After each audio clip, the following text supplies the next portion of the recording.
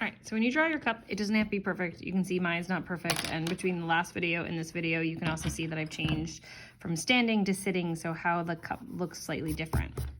And where you stand and the point of view is super important because as you move, it moves. So what I want you to do now that you have your cup, all right, is practice cross-hatching. So before you add value to anything, you always have to you have to evaluate those values. So think about just back to your value sphere, right? We have our cast shadow, right? We have our highlight. There's actually a highlight right there in the cup, right there, right? Then we have our light, this edge of the cup. I can see that I have, since it's in color, like, is this a mid-tone? Is this a light? I have to make that decision. Then I can see that this is a dark, right? Not my darkest dark, but this is my shadow, right? Cast shadow. We also are getting a little bit of reflected light coming over here, right? Because the light source is over here. So I'm getting some light over here bouncing off the table and coming onto my cup. So that's what I'm going to do. Before I even start drawing, I'm going to talk myself through where are the lights. Then when I talk myself through where the lights are, right? Cross-hatching is one of those things that you start lighter and go darker. So in my dark areas, like there's a cast shadow from the lip of the cup underneath there, I might take a 4B, right? And I might start just with some hatching, right? Get a feeling for where that shadow is. All right. And with my highlights, I probably just want to leave those white of the paper. So I'm going to take like a 4 or a 2H. All right. And where I have those lights, I might just add just a little bit of value, right? Just a couple little lines, right? I haven't even cross-hatched anything yet. I'm just adding some light. And also, if you notice, what I'm trying to do with my marks, right, is let them follow the form of the shape. So I know this is flat, then curved, so I want to make sure that my lines go flat and then curved. So just spend some time practicing, right?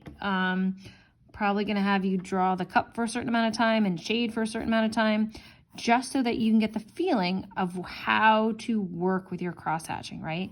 And also to really think about, as you're adding your cross-hatching and adding your lines, notice I'm also like skipping all over the place. So one thing that I really notice is that there's a shadow right there. So I'm gonna come in with my 4B and then I'm gonna start cross-hatching, right? I can let these lines, but I want the lines to follow the direction of the shadow. So I'm going to really think about that and think about where are things dark and let my line work reflect the shape of what I'm working on. Hopefully that makes sense. Line follows form. So I really want you to practice line following form, and that's what we're going to do. So if you notice, this is nowhere near done. This is just me giving you like a quick idea about thinking about line. Right? So I'm working at the vertical lines here, and then I'm thinking about how it's a curved object. So I'm going to pull the curves that way. So it needs a lot more work, but right now we're just practicing, right? So it doesn't have to be perfect. It might not even be finished. But what this week we're going to do. We're going to do practicing with cross-hatching, and then we're just going to work on our cup and do the best that we can, because that's all we can ask of anybody. And so I'm going to end the video here. So if you have questions, feel free to ask, but you would add cross-hatching and hatching, right? Hatching is when the lines don't intersect. So I would go over the whole cup and go in, anyway, I'd go over the whole cup. So the whole thing has value, not just in a couple places. And you can also, if you're careful, leave the white of the paper as your highlight.